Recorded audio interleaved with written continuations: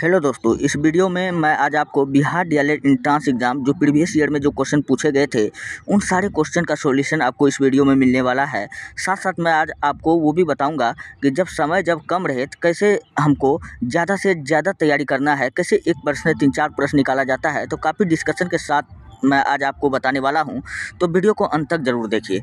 चलिए, पहला क्वेश्चन आपके सामने में देखिए लग गया है, मोहनजोदड़ो की खोज कब किया गया था। दोस्तों, मोहनजोदड़ो का जो खोज किया गया था 1922 में किया गया था। पहला क्वेश्चन आपसे यही पूछ लिया जाता है और फिर पूछ लिया जाता है कि किसने किया था।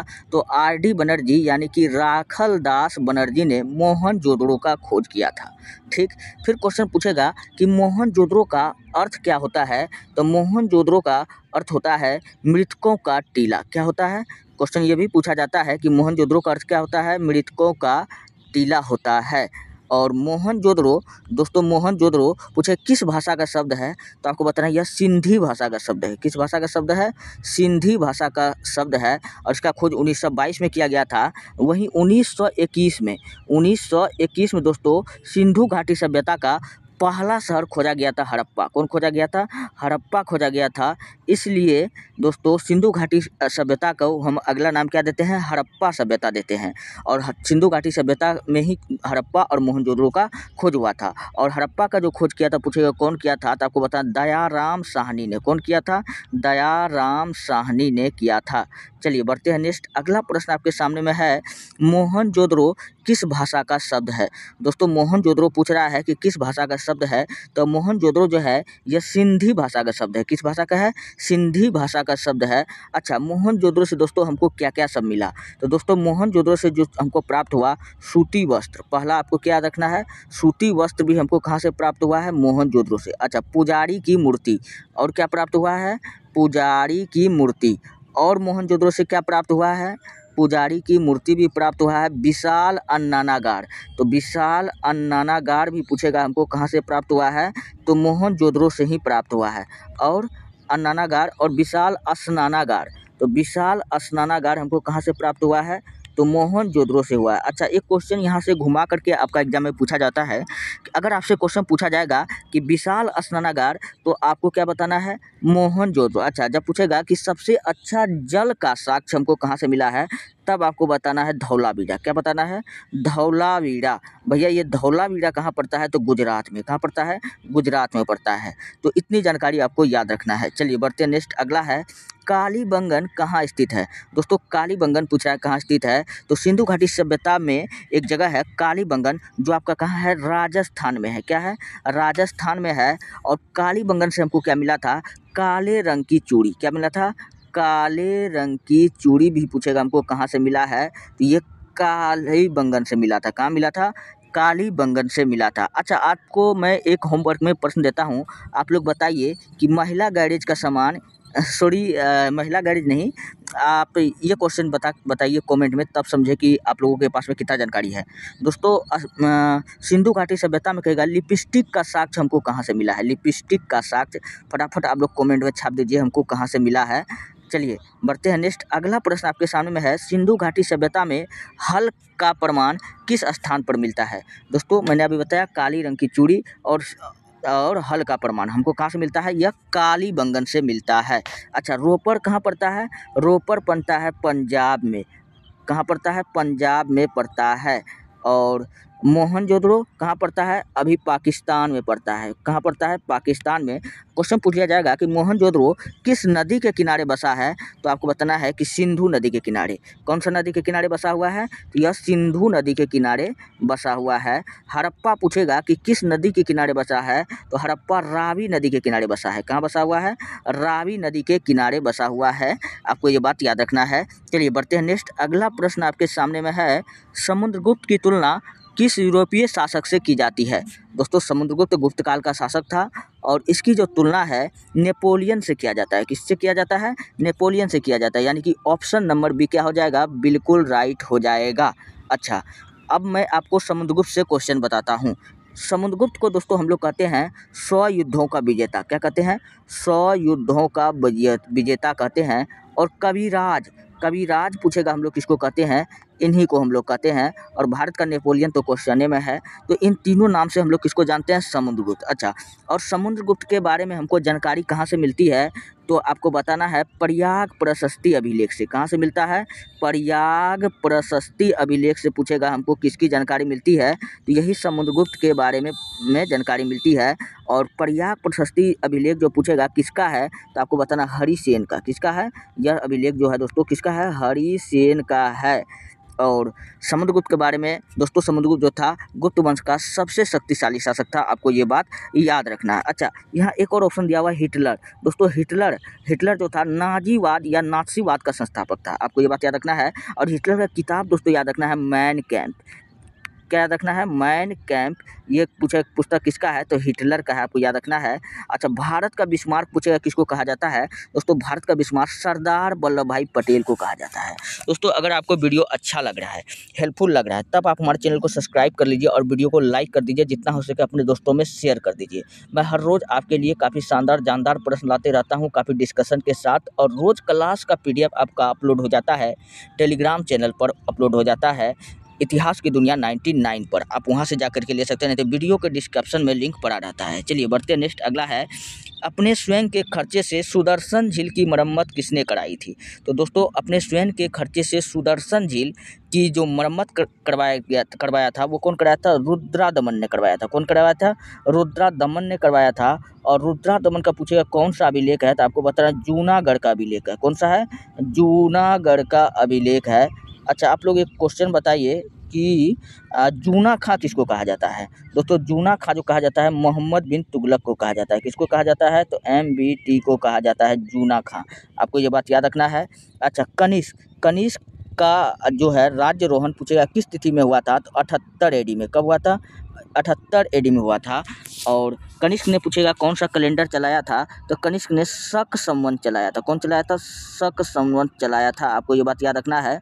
और कनिष्क ने दोस्तों कश्मीर में कनिष्कपुर नामक नगर बसाया था। कश्मीर को जीता और यहाँ पर कनिष्कपुर नामक नगर को बसाया।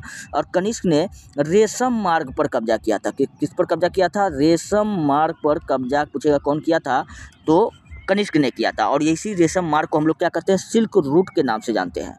और कनिष्क के बारे में क्या रखना है कि इसके समय में बौद्ध धर्म का चौथा संगीति हुआ। बौद्ध धर्म का पूछेगा कि चौथा संगीति किसके कार्यकाल में हुआ, तो इसी कनिष्क के काल में हुआ। और कनिष्क को हम लोग छोटा अशोक या दूसरा अशोक के नाम से जानते हैं। तो इतना क्वेश्चन आपको कनिष्क से याद रखना है। अच्छा, स्कंदगुप्त के बारे में याद रख लीजिएगा, इन्होंने हुनों को 46 बार हराया था। क्वेश्चन ये भी पूछा जाता है कि हुनों को 46 बार सबसे अधिक किसने हराया था, तो इसी स्कंदगुप्त ने हराया था। चलिए बढ़ते हैं, नेक्स्ट अगला प्रश्न आपके सामने में है, पाटलिपुत्र नगर की स्थापना किस नदी के संगम पर की गई थी। दोस्तों पाटलिपुत्र नगर की जो स्थापना किया गया था वो किस नदी के संगम पर किया गया था, तो गंगा नदी। ये भी ऑप्शन सही है, सोन भी है, पुनपुन भी है, तो ये सभी हो जाएगा। यानी कि इन सभी के संगम पर पाटलिपुत्र नगर की स्थापना किया गया था। अच्छा, अब क्वेश्चन पूछेगा कि पाटलिपुत्र शहर को किसने बसाया था। दोस्तों पाटलिपुत्र नामक शहर को बसाया था उदयन ने। कौन बसाया था, उदयन ने बसाया था। अच्छा, पटना शहर पूछेगा कौन बसाया था, तो उदयन ने बसाया था। पाटलिपुत्र पूछेगा कौन बसाया था, तो अजातशत्रु। कौन बसाया था, अजातशत्रु। और अजातशत्रु को दोस्तों हम लोग पितृहीनता कहते हैं। क्या कहते हैं, पितृहीनता के नाम से हम लोग इसको जानते हैं। और अजातशत्रु के समय में ही बौद्ध धर्म का पहला संगीति हुआ था। और बौद्ध धर्म का पहला संगीति पूछेगा कहाँ हुआ था, तो आपको क्या बताना है कि राजगीर में हुआ था। कहाँ हुआ था, राजगृह में हुआ था। कहाँ हुआ था, राजगृह में हुआ था। और इस राजगृह का पुराना नाम पूछे तो आपको बताना मृगदाव। क्या बताना है, मृगदाव। और इस मृगदाव से पुराना नाम और भी है इसका, ऋषिपत्तन। तो मृगदाव और ऋषिपत्तन ये दोनों नाम किसका है, राजगृह का है। आपको ये बात याद रखना है। चलिए बढ़ते हैं, नेक्स्ट अगला प्रश्न आपके सामने में है, इंडिका के लेखक कौन है। दोस्तों इंडिका यह एक पुस्तक है जो यूनानी राजदूत मेगास्थनीज के द्वारा लिखा गया था। किसके द्वारा लिखा गया था, तो मेगास्थनीज के द्वारा लिखा गया था। तो इसका ऑप्शन नंबर बी क्या हो जाएगा, बिल्कुल राइट हो जाएगा। अच्छा, इंडिका में दोस्तों भारत की बुराई किया गया है। इंडिका में क्या किया गया है, भारत की बुराई किया गया है। मेगास्थनीज ने भारत का बुराई किया है। और मेगास्थनीज पूछेगा किसके दरबार में भारत आया था, तो ये CM चंद्रगुप्त मौर्य के दरबार में भारत आया था। आपको ये बात याद रखना है। अच्छा, मेगास्थनीज इसके दरबार में आया था। तो आप लोग बताइए फैहान किसके दरबार में आया था, फैयान किसके दरबार में आया था? तो दोस्तों ये जो आया था फैयान, तो चंद्रगुप्त सेकेंड के दरबार में आया था। किसके? जिसको हम लोग विक्रमादित्य कहते हैं, यानी कि चंद्रगुप्त सेकेंड, जिसको हम लोग क्या कहते हैं, विक्रमादित्य के नाम से भी हम लोग जानते हैं। तो ये इसके दरबार में आया था। अच्छा, फैयान इसके दरबार में आया था। आप लोग बताइए कि मोहम्मद बिन तुगलक के समय में कौन भारत आया था? तो मोहम्मद बिन तुगलक के समय में कौन भारत आया था, आप लोग ये बताइए। और साथ साथ एक क्वेश्चन और भी बताइए कि मोहम्मद बिन तुगलक के समय में ये आया था, और विजयनगर साम्राज्य में कौन आया था? तो विजयनगर साम्राज्य में आपको बताना है। ये दोनों क्वेश्चन आप लोग कमेंट में कर डालिए। और मैं क्वेश्चन बता दूं, बाण भट्ट का किताब का नाम क्या है? कादम्बरी। क्या नाम है? कादम्बरी नामक किताब का नाम क्या है? बाण भट्ट है। और हरिसेन का किताब का नाम क्या है? प्रयाग प्रशस्ति। क्या है? प्रयाग प्रशस्ति नामक बुक पूछे किसका है? यह हरिसेन का है। और अभी भी मैंने आपको क्या बताया था कि मोहम्मद बिन तुगलक के दरबार में कौन आया था?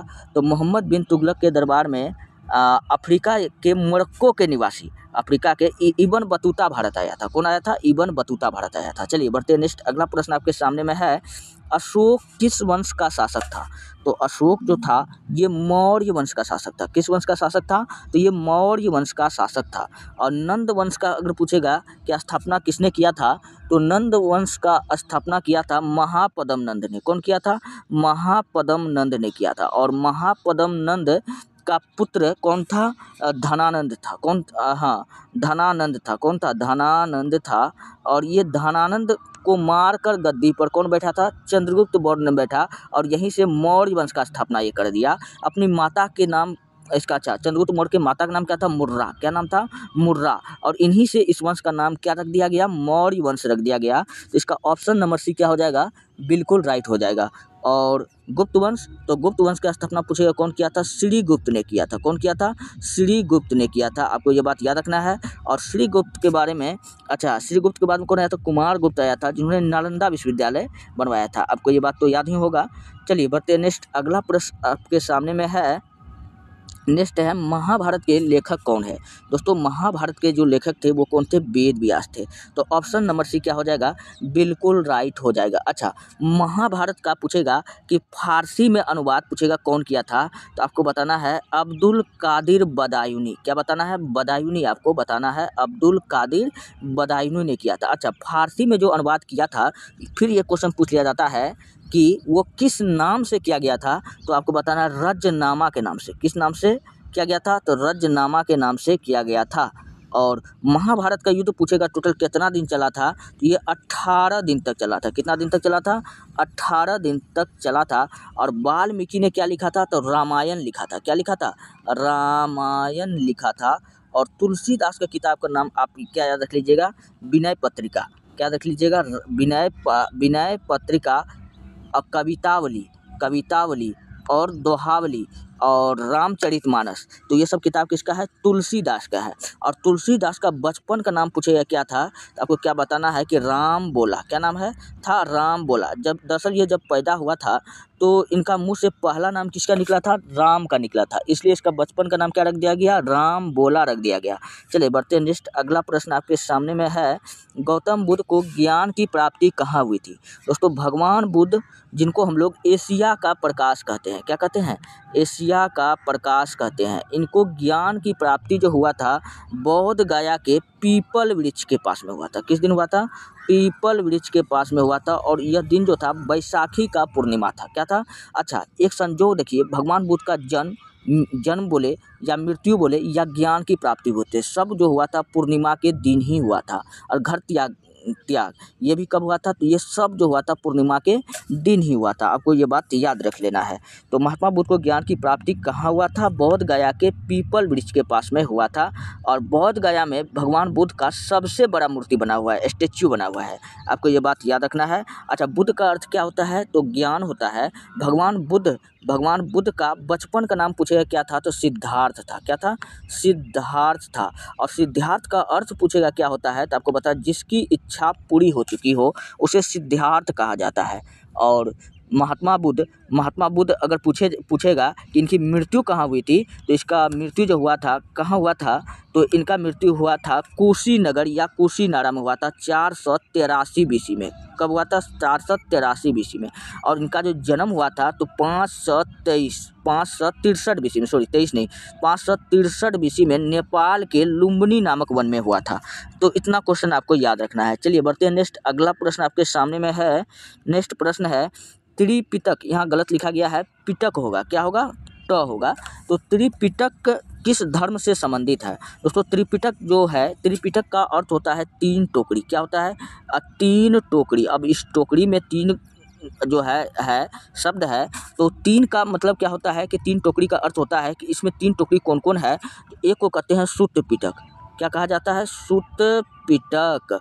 और सुत्त पिटक दूसरा को कहा जाता है विनय पिटक। क्या कहा जाता है? विनय पिटक कहा जाता है। फिर तीसरा को कहा जाता है अभिधम्म पिटक। क्या कहा जाता है? अभिधम्म पिटक। अच्छा, जो सुत्त पिटक है, सुत्त पिटक का रचना पूछेगा कौन किया था, तो महात्मा बुद्ध के प्रिय शिष्य आनंद ने किया था। कौन किया था? महात्मा बुद्ध का प्रिय शिष्य भी पूछे कौन था, तो यही आनंद था। इन्होंने सुत्त पिटक का रचना किया था। अच्छा, विनय पिटक का पूछेगा कौन किया था, तो विनय पिटक का जो रचना किया था उपाली ने किया था। कौन किया था? उपाली ने किया था। और अभिधम्म पिटक का स्थापना पूछेगा कौन किया था, तो मोगलीपुत्तिस ने किया था। कौन किया था? मोगलीपुत्तिस ने किया था अभिधम्म पिटक की स्थापना। अच्छा, भगवान बुद्ध यानी बौद्ध धर्म का और भी कुछ पुस्तक है। अगर पूछेगा जातक, दोस्तों जातक जो है यह पुस्तक बौद्ध धर्म का है। किसका है? बौद्ध धर्म का है। इसमें 549 कहानियाँ हैं। कितना है?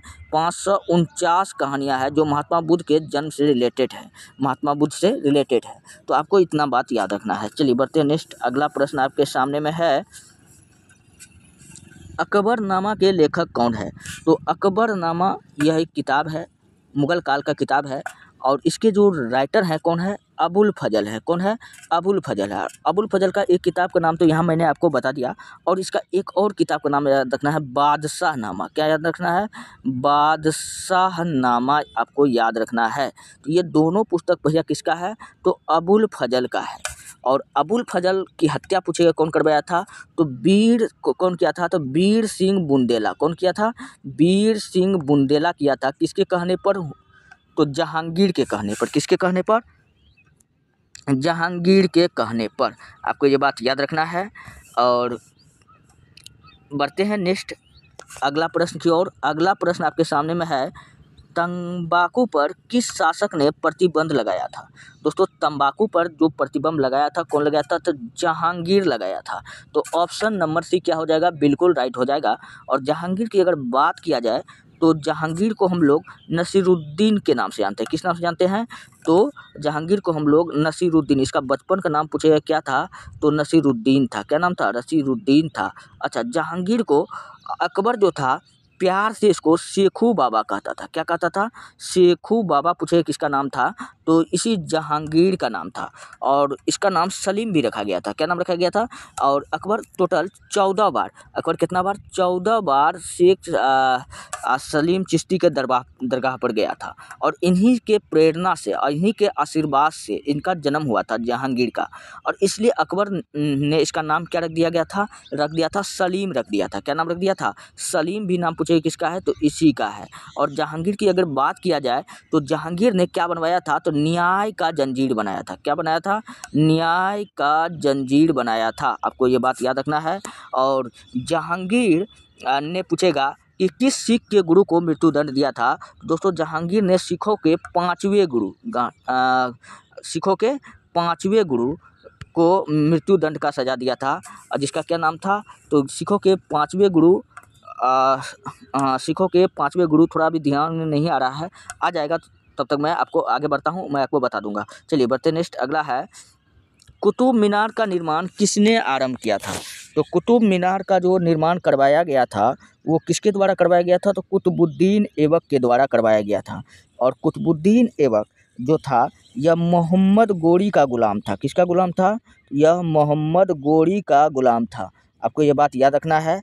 और कुतुबुद्दीन ऐबक ने क्या बनाया था? और इन्होंने क्या बनाया था, 2.5 दिनों का झोपड़ा। क्या बनाया था, 2.5 दिनों का झोपड़ा। और ये 2.5 दिनों का झोपड़ा कहाँ है, तो ये 2.5 दिनों का झोपड़ा जो है अजमेर में है। कहाँ है, अजमेर में है। और ये अजमेर कहाँ पड़ता है, तो राजस्थान में पड़ता है। कहाँ पड़ता है, राजस्थान में पड़ता है। और ये 2.5 दिनों का झोपड़ा जो था पहले संस्कृत विद्यालय था। क्या था, संस्कृत विद्यालय था। और इसको तोड़कर क्या बना दिया गया है, 2.5 दिनों का झोपड़ा। और 2.5 दिनों का झोपड़ा पूछेगा कि ये क्या है, तो यह एक मस्जिद है। क्या है, मस्जिद है। यानी कि संस्कृत विद्यालय को तोड़कर क्या बना दिया गया है, मस्जिद बना दिया गया है। आपको ये बात याद रखना है। और राजिया सुल्तान दिल्ली सल्तनत की प्रथम महिला शासक थी। आपको ये भी बात याद रखना है। चलिए बढ़ते नेक्स्ट, अगला प्रश्न आपके सामने में है, हुमायूं का भाई कौन था। तो हुमायूं को टोटल 4 भाई था, हुमायूं लगा के, कमरान, अस्करी, हिंदाल, एक हुमायूं खुद। तो हुमायूं टोटल कितना भाई था, टोटल 4 भाई था। और इन 4 भाई, इन तो ऑप्शन नंबर क्या हो जाएगा, इनमें से सभी हो जाएगा। अच्छा, ये सब किसके पुत्र थे, कमरान, अस्करी, हिंदाल, हुमायूं, ये सब बाबर का पुत्र था। यानी बाबर को टोटल कितने पुत्र थे, तो 4 पुत्र थे। तो यही 4 गो है। और बाबर ने टोटल कितने भारत में युद्ध लड़े, तो टोटल 4 युद्ध लड़े। भारत में प्रवेश करने के बाद टोटल 4 युद्ध लड़ा। पहला पानीपत का युद्ध, खानवा का युद्ध, आपको तो पता है, घाघरा का युद्ध, चंदेड़ी का युद्ध। तो ये सब युद्ध कौन लड़ा था, बाबर लड़ा था। तो आपको ये सब पता ही होगा, ट्रिक के साथ मैंने बताया हूँ, जाकर के आप उस वीडियो को देख सकते हैं। और चलिए बढ़ते हैं नेक्स्ट, अगला प्रश्न आपके सामने में है, भारत का प्रथम मुगल सम्राट कौन था। दोस्तों, भारत का जो प्रथम मुगल सम्राट था वो कौन था, तो बाबर था। कौन था, बाबर था। और बाबर जब भारत में जब प्रवेश किया था, तो उस समय पूछेगा कि कौन सा वंश चल रहा था, तो उस समय लोदी वंश चल रहा था। कौन वंश चल रहा था, लोदी वंश। और लोदी वंश का अंतिम शासक पूछेगा कौन था, तो लोदी वंश का अंतिम शासक जो था इब्राहिम लोदी था। और यही लोदी वंश का सबसे शक्तिशाली शासक भी था। तो इसी इब्राहिम लोदी को हरा दिया, इसी इब्राहिम लोदी को बाबर ने क्या कर दिया, हराया। और यहाँ पर 1526 ईस्वी में किस युद्ध में हराया, तो पानीपत के युद्ध में हराया। और यहाँ पर हराने के बाद में 1526 ईस्वी में इन्होंने क्या कर दिया, भारत में अपना सत्ता को कायम कर दिया। और बाबर जब इस युद्ध को जीत गया, तो यहाँ से वो चला गया अफ़गानिस्तान। कहाँ चला गया, अफ़गानिस्तान चला गया। वहाँ के लोगों को चांदी का सिक्का दिया गिफ्ट में, और चिल्ला चिल्ला के कहा कि अब काबुल की गरीबी ख़त्म हो गई है। तो वहाँ के लोगों ने खुश होकर के बाबर को कलंदर की उपाधि दी। कौन सा उपाधि दी, कलंदर की उपाधि दी। तो क्वेश्चन पूछा जाएगा कि कलंदर की उपाधि किस मुगल बादशाह ने धारण किया था, आपको क्या बताना है, बाबर बताना है। अच्छा, बाबर का अगर बचपन का नाम पूछेगा क्या है, तो आपको बता देना है, इसका बचपन का नाम जहीरुद्दीन मोहम्मद बाबर। क्या नाम था, जहीरुद्दीन मोहम्मद बाबर, इसी का बचपन का नाम था। और बाबर को कहाँ दफनाया गया था, तो बाबर को दफनाया गया था आगरा के आराम बाग में। कहाँ दफनाया गया था, शुरुआत में इसको 2 बार दफनाया गया है, आपको ये बात याद रखना। बाद में काबुल में भी दफनाया गया है, तो ये भी बात आपको याद रखना है। इसको आगरा के आराम बाग में। अब यहाँ से एक काफ़ी शानदार जानदार प्रश्न पूछा जाता है कि आगरा का जो आराम बाग था, ये पूछेगा किस विधि पर आधारित था, तो आपको बताना है कि ज्योमेट्री विधि पर आधारित था। किस विधि पर आधारित था, ज्योमेट्री विधि पर आधारित था। ये सब क्वेश्चन काफ़ी जानदार प्रश्न है। 100 सरिया क्वेश्चन रटने से अच्छा है कि एक बढ़िया क्वेश्चन को आप समझ करके जाइए। काफ़ी बढ़िया क्वेश्चन है, इसका मैं जितना भी डिस्कशन कर रहा हूँ, वो सारा प्रश्न आज तक किसी न किसी एग्जाम में पूछा गया है, इसलिए काफ़ी इंपॉर्टेंट है भैया, आप लोग ध्यान से पढ़िए। चलिए बढ़ते हैं नेक्स्ट, अगला है, तुजुक ए बाबरी को किसने लिखा है। तो तुजुक ए बाबरी, दोस्तों तुजुक ए बाबरी को कौन लिखा है, तो यह बाबर की आत्मकथा है। क्या है, बाबर की आत्मकथा है। पूछेगा कि बाबर की आत्मकथा का नाम क्या है, तो आपको क्या बताना है, तुजुक ए बाबरी बताना है। यह बाबर की आत्मकथा है। तो ये क्या राइट हो जाएगा, यह बाबर आत्मकथा मतलब क्या होता है कि ऑटोबायोग्राफी, जिसको हम लोग इंग्लिश में कहते हैं, कि ये इसके द्वारा खुद लिखा गया है। तो क्या हो जाएगा, ऑप्शन नंबर ए बिल्कुल राइट हो जाएगा। अबुल फजल का मैंने अभी भी बताया, बादशाह नामा, ये इन्हीं का बुक है, अबुल फजल का। और चलिए बढ़ते हैं नेक्स्ट। अच्छा, हुमायूं की मृत्यु पूछेगा कैसे हुआ था, तो दिल्ली के दीन पनाह नामक पुस्तकालय के सीढ़ी से, शेरमंडल के सीढ़ी से गिरते पड़ते इनका मृत्यु हो गया था। तो जब ये मर रहा था, तो एक इतिहासकार था लेनपुल। क्या नाम था, लेनपुल। ये भी प्रश्न पूछा गया है। लेनपुल ने क्या कहा था कि हुमायूं का संपूर्ण जीवन गिरते पड़ते लुढ़कते ख़त्म हो गया। तो ये आपको याद रखना है। चलिए नेक्स्ट है, दीन ए इलाही किससे संबंधित है। दोस्तों, दीन ए इलाही यह एक धर्म था जो किसके द्वारा चलाया गया था, तो यह अकबर द्वारा चलाया गया था। पूछेगा कब चलाया गया था, तो दीन ए इलाही को चलाया गया था 1582 ईस्वी में। कब चलाया गया था, 1582 ईस्वी में चलाया गया था। और दीन ए इलाही धर्म को अपनाने वाला अगर पहला हिंदू शासक पूछे तो आपको बताना है, क्या बताना है, बीरबल बताना है। क्या बताना है? बीरबल। और बीरबल का पूछेगा कि वास्तविक नाम क्या था। दोस्तों बीरबल का जो वास्तविक नाम था महेश दास था। क्या नाम था? महेश दास। पूछेगा किसका नाम था, तो ये महेश दास जो था यह बीरबल का नाम था। और औरंगजेब के बारे में आपको याद रख लीजिएगा दोस्तों, इन्होंने दक्षिण भारत को नहीं जीत पाया था। और इनकी मृत्यु भी पूछेगा कहाँ हुआ था, तो औरंगजेब की मृत्यु 7 नवंबर 1707 को, कब हुआ था? 7 नवंबर 1707 को उज्जैन के दाहोद में हुआ था। कहाँ हुआ था? उज्जैन के दाहोद में हुआ था। और इनका उपाधि याद रख लीजिएगा। और इनका उपाधि दोस्तों कौन कौन है, तो आलमगीर। क्वेश्चन पूछेगा कि आलमगीर और गाजी नामक उपाधि किस मुगल बादशाह ने धारण किया था, तो ये औरंगजेब ने करवाया था। औरंगजेब ने धारण किया था। औरंगजेब ने अपना राज्य अभिषेक कितना बार कराया था, तो ये भी क्वेश्चन पूछा गया, 2 बार करवाया था। कितना बार करवाया था? 2 बार करवाया था। तो ये सब क्वेश्चन काफ़ी इंपॉर्टेंट है, आपको ये सब क्वेश्चन दिमाग पर होना चाहिए। चलिए बढ़ते नेक्स्ट, अगला प्रश्न आपके सामने में है, विजयनगर साम्राज्य की स्थापना कब हुई थी? दोस्तों विजयनगर साम्राज्य की स्थापना 1336 ईस्वी में हुआ था। कब हुआ था? 1336 ईस्वी में हुआ था। और विजयनगर साम्राज्य की स्थापना पूछेगा कौन किया था, तब आपको बताना है कि हरिहर राव और बुक्का राव ने। कौन किया था? हरिहर राव और बुक्का राव ने किया था। फिर क्वेश्चन पूछा जाता है कि विजयनगर साम्राज्य की स्थापना हरिहर राव और बुक्का राव ने किसकी प्रेरणा से किया था? तो विजयनगर साम्राज्य की स्थापना हरिहर राव और बुक्का राव ने अपने गुरु माधव विद्यारमन, क्या नाम बताया मैंने आपको? माधव विद्यारमन।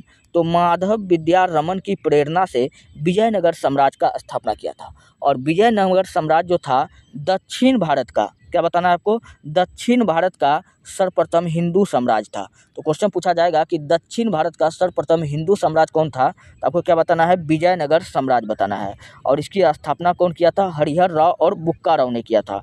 और कौन है? 1336। अच्छा 1336 में कौन सा युद्ध हुआ था, तो 1336 में बहमनी साम्राज्य। तो 1336 में एक युद्ध हुआ था। हाँ ये मैंने आपको बता दिया है। चलिए विरूपाक्ष का मंदिर कहाँ स्थित है? विरूपाक्ष का मंदिर फटाफट आप लोग बताइए कमेंट में, विरूपाक्ष का मंदिर कहाँ स्थित है? तो विरूपाक्ष का मंदिर भैया कहाँ स्थित है, तो हम्पी में स्थित है। कहाँ हम स्थित है? तो हम्पी में स्थित है। तो इसका ऑप्शन नंबर 1 क्या हो जाएगा? राइट हो जाएगा। अच्छा, और ये हम्पी जो था दोस्तों विजयनगर साम्राज्य की राजधानी हुआ करता था। विजयनगर साम्राज्य की राजधानी पूछेगा कहाँ हुआ करता था, तो ये हम्पी में हुआ करता था। अगर आपको विजयनगर साम्राज्य का ध्वंसावशेष देखना है, मतलब कि विजयनगर साम्राज्य के बारे में अगर जानना है, सच में विजयनगर साम्राज्य था, तो आप कहाँ चला जाइए, तो ये आप हम्पी चला जाइए। अब ये भी क्वेश्चन पूछा गया है, इसलिए मैं आपको बता रहा हूँ कि विजयनगर का ध्वंसावशेष हमको कहाँ से प्राप्त होता है। आपको क्या बताना है कि हम्पी से होता है, इसलिए मैं आपको बता रहा हूँ। चलिए बढ़ते नेक्स्ट, अगला प्रश्न आपके सामने में है कि विजयनगर के शासक ने अपने आप को क्या कहते हैं? तो विजयनगर का जो शासक हुआ करता था वो अपने आप को राय कहते थे। क्या कहते थे? राय कहते थे। जैसा कि आपको पता है कि कृष्णदेव राय विजयनगर साम्राज्य का सबसे अगर पावरफुल शासक पूछेगा कौन था, सबसे शक्तिशाली शासक पूछेगा कौन था, तो आपको क्या बताना है? कृष्णदेव राय। क्या बताना है? कृष्णदेव राय। अच्छा, विजयनगर साम्राज्य के अंतर्गत दोस्तों 4 वंशों ने राज किया। कितना वंशों ने राज किया? टोटल आपको 4 वंश ने राज किया। अब इन चारों वंशों का नाम आप कैसे याद रखिएगा, जैसे मैं याद रखता हूँ आप वैसे याद रख लीजिए।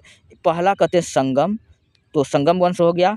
फिर सालू वंश, संगम सालू, क्रम से मैं बता रहा हूँ, संगम वंश, सालू वंश, तुलु वंश और अराविडु वंश। तो संगम, सालू, तुलु, अराविडु, 4 को ऐसे याद करना है, संगम, सालू, तुलु, अराविडु। तो ये चारों वंश जो था विजयनगर साम्राज्य के अंतर्गत राज किया। और ये जो कृष्णदेव राय था यही तुलुप वंश का राजा था। किस वंश का राजा था? तो ये तुलुप वंश का राजा था। और कृष्णदेव राय के दरबार में दोस्तों क्या रहता था, तो इसके दरबार में अष्टदिग्गज रहता था। क्या रहता था? अष्टदिग्गज। और ये अष्टदिग्गज क्या था? 8 जो था 8 तेलुगु महान कवियों का समूह हुआ करता था, जिसको अष्टदिग्गज के नाम से जाना जाता था।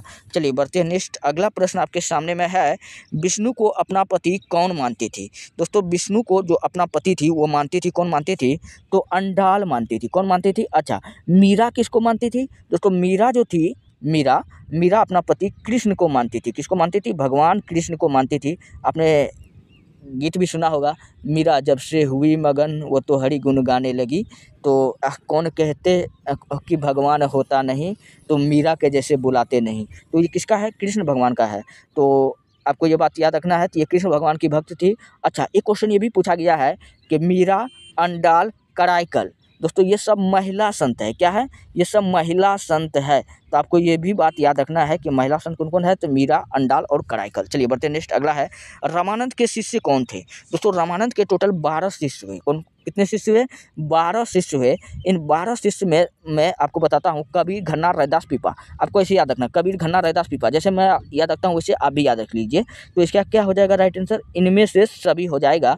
तो रामानंद के टोटल कितने गुरु हो गए, ये कितने शिष्य हो गए? अच्छा, दक्षिण भारत में रामानंद से एक क्वेश्चन याद रख लीजिएगा कि दक्षिण भारत में इन्होंने भक्ति आंदोलन को फैलाया था। तो क्वेश्चन पूछा जाता है कि दक्षिण भारत में भक्ति आंदोलन को फैलाने का श्रेय किसको जाता है, तो आपको क्या बताना है कि इसी रामानंद को जाता है। चलिए बढ़ते नेक्स्ट, अगला है निजामुद्दीन औलिया की दरगाह कहाँ स्थित है। दोस्तों शेख निजामुद्दीन औलिया, और इसकी जो दरगाह है कहाँ है? दिल्ली में है। कहाँ है? दिल्ली में है। अच्छा, इनका 2 गो कथन याद रख लीजिएगा। इन्होंने अलाउद्दीन खिलजी से कहा था, खिलजी मेरे घर में 10 दरवाज़ा, मेरे घर में, ये सब कथन पूछा हुआ है, मेरे घर में 10 दरवाज़ा, तुम एक दरवाज़ा से आओगे तो मैं दूसरा दरवाज़ा से बाहर निकल जाऊँगा। और इसका एक कथन और पूछा हुआ है कि हुनूज दिल्ली दुरस्त, मतलब हुजूर दिल्ली दूर है। ऐसा कथन पूछेगा किसका है, तो ये शेख निजामुद्दीन औलिया का है। और इनके जो दोस्तों शेख निजामुद्दीन औलिया के 2 प्रसिद्ध शिष्य थे। पूछेगा कौन था, तो आपको बताना अमीर खुसरो। क्या बताना है?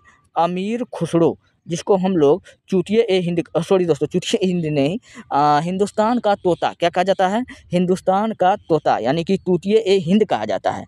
तो अमीर खुसरो थोड़ा, चलिए अमीर खुसरो, और ये किसका गुरु था? मोहम्मद बिन तुगलक, MBT। ये दोनों का गुरु पूछेगा कौन हुआ करता था, तो निजामुद्दीन औलिया हुआ करता था। चलिए बढ़ते नेक्स्ट, अगला है इब्न बतूता किस देश का यात्री था। तो इब्न बतूता जो है भैया, वो अफ्रीका के मोरक्को के निवासी था। कहाँ के निवासी था? ये अफ्रीका में एक जगह पड़ता है, कौन? मोरक्को, और यहीं के ये वो निवासी था। और इब्न बतूता पूछेगा किसके काल में भारत आया था, तो यह जो भारत आया था यह मोहम्मद बिन तुगलक के काल में आया था। किसके काल में आया था? मोहम्मद बिन तुगलक के काल में आया था। और इब्न बतूता का जो बुक है दोस्तों, इस बुक का नाम है रेहला। क्या नाम है? रेहला। और इस पुस्तक से हमको मोहम्मद बिन तुगलक के बारे में जानकारी मिलती है। तो इस क्वेश्चन का राइट आंसर क्या हो जाएगा?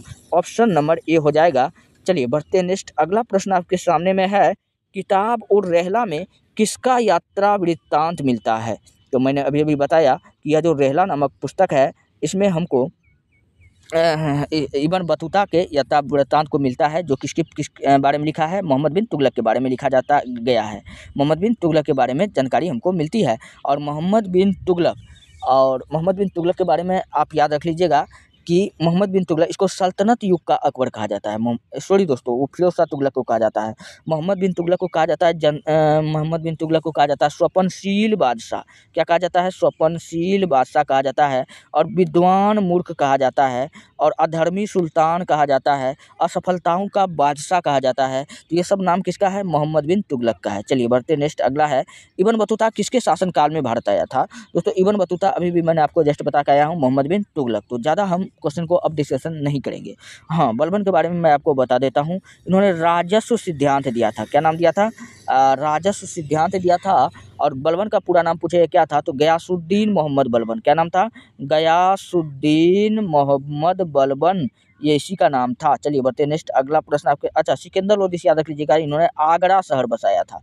तो आगरा शहर बसाने वाला पूछेगा कौन था, तो सिकंदर लोदी था। चलिए बढ़ते नेक्स्ट, अगला है ब्रिटिश ईस्ट इंडिया कंपनी की स्थापना कब हुई थी। सब जानता है 1600 ईस्वी में। चलिए बढ़ते नेक्स्ट, अगला प्रश्न आपके सामने में है, संथाल विद्रोह का नेता कौन था। स से संथाल, स से सिद्धू और कान्हू।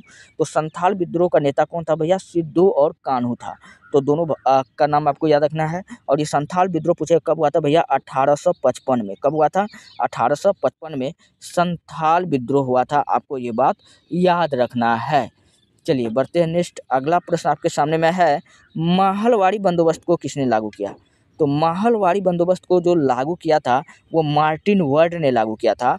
और हॉल्ट मैकेंजी, क्या बताना है? हॉल्ट मैकेंजी, ये दोनों सर्वप्रथम इन्होंने हॉल्ट मैकेंजी ने ही लागू किया था। और महल का अर्थ क्या होता है बताना, गाँवों का समूह होता है। क्या होता है? गाँवों का समूह होता है। और इसमें जो ज़मीन का जो मालिक हुआ करता था, मुखिया हुआ करता था। कौन हुआ करता था? तो गाँव में जो सबसे ज़मींदार व्यक्ति था, मुखिया, वो ज़मीन का क्या हुआ करता था? मालिक हुआ करता था। वहीं रैयतवाड़ी व्यवस्था में ज़मीन का जो मालिक था, कौन हुआ करता था? किसान हुआ करता था। क्या हुआ करता था? किसान हुआ करता था। और रैयत का अर्थ पूछेगा दोस्तों क्या होता है? किसान होता है। ये भी क्वेश्चन पूछा हुआ है। चलिए बढ़ते नेक्स्ट। अगला प्रश्न आपके सामने में है, उलगुलान विद्रोह का नेता कौन था? दोस्तों उलगुलान विद्रोह, इनका जो नेता था वो कौन था? बिरसा मुंडा था। कौन था? बिरसा मुंडा था। और बिरसा मुंडा को हम लोग धरती आबा के नाम से जानते हैं। किस नाम से जानते हैं? धरती आबा के नाम से पूछेगा हम लोग किसको जानते हैं? तो बिरसा मुंडा को जानते हैं। चलिए बढ़ते हैं नेक्स्ट। अगला प्रश्न आपके सामने में है, दामिन ई कोह क्या है? दोस्तों दामिन ई कोह जो था, यह एक भूभाग है जो भागलपुर से लेकर के वारा महल तक के इलाका को हम लोग क्या कहते हैं? भूभाग कहते हैं, जो जिसको हम लोग दामिन ई कोह के नाम से हम लोग जानते हैं। तो ऑप्शन नंबर 1 क्या हो जाएगा? राइट हो जाएगा। चलिए बढ़ते हैं नेक्स्ट। अगला प्रश्न है, बिहार में 1857 के विद्रोह का नेता कौन था? दोस्तों बिहार में 1857 के विद्रोह का नेता पूछा गया है, कौन था? तो बिहार में 1857 के विद्रोह का नेता, अच्छा यहाँ पर देखिए, राजेंद्र प्रसाद, दिलीप सिंह, श्री कृष्ण सिंह, इनमें से कोई नहीं होगा। तो ऑप्शन नंबर डी क्या आ जाएगा? बिल्कुल राइट हो जाएगा। अब मैं आपको बताता हूँ बिहार में 1857 के क्रांति के नेता कौन था। तो बिहार में 1857 के क्रांति का जो नेता था वो कौन था? तो उसका नाम था वीर कुंवर सिंह। क्या नाम था? वीर कुंवर सिंह था। और ये आरा भोजपुर के जमींदार फैमिली से था। अच्छा वही अगर पूछ लेता कि पटना से कौन था, तो पर्सनल अगर पटना से पूछता, प से पटना, प से पीर अली आपको बताना था। क्या बताना है? पीर अली। और ये पीर अली पूछेगा कौन था, तो यह एक पुस्तक विक्रेता था। कौन था? पुस्तक विक्रेता था। उसी प्रकार पूछेगा कि इलाहाबाद से कौन कर रही थी, तो इलाहाबाद से कर रही थी बेगम हजरत महल। कौन कर रही थी? बेगम हजरत महल। और बेगम हजरत महल को हम लोग महक परी कहते हैं। क्या कहते हैं? महक परी कहते हैं। चलिए बढ़ते हैं नेक्स्ट। अगला प्रश्न आपके सामने में है, रानी लक्ष्मीबाई को और किस नाम से जाना जाता है? दोस्तों रानी लक्ष्मीबाई को मनु या मणिकर्णिका या छबीली बाई के नाम से हम लोग जानते हैं। और छबीली बाई जो था, रानी लक्ष्मीबाई को उनके दादाजी प्रेम से कहा करते थे। कौन कहा करते थे? दादाजी कहा करते थे। और सुभद्रा कुमारी चौहान, कवित्री सुभद्रा कुमारी चौहान, SKC, सुभद्रा कुमारी चौहान, ये भी इनको छबीली बाई कहा करती थी। दोस्तों ये रहा टोटल प्रश्न जो मैंने आपको डिस्कशन के साथ बताया। अगर आपको वीडियो सचमुच में हेल्पफुल लग रहा है, अच्छा लग रहा है, तो आप चैनल को सब्सक्राइब कर लीजिए। इससे ये होगा कि नेक्स्ट मेरा आने वाला वीडियो सबसे पहले आप तक पहुंच जाएगा। और अच्छा लग रहा है तो चैनल को सब्सक्राइब कीजिए, अपने दोस्तों में शेयर कर दीजिए। और रोज़ क्लास का PDF मैं बता दूं, आपको टेलीग्राम चैनल इतिहास की दुनिया 99 पर मिल जाएगा। आप वहां से जाकर के वीडियो का PDF ले सकते हैं। मिलते हैं नेक्स्ट वीडियो में। धन्यवाद।